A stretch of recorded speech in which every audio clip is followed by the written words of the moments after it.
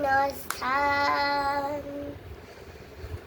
প্ৰীতি মাতি সেৱাই সৰ্ব আছে ধৰ্ম সেয়ে হ'ব বৈকুণ্ঠৰ স্থান হৈ ৰাম তুষ্ট হৈব ভগৱান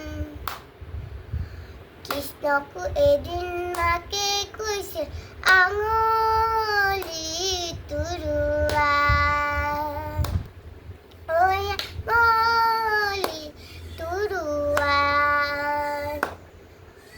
লোকৰ বস্তু চুৰ কৰি আনি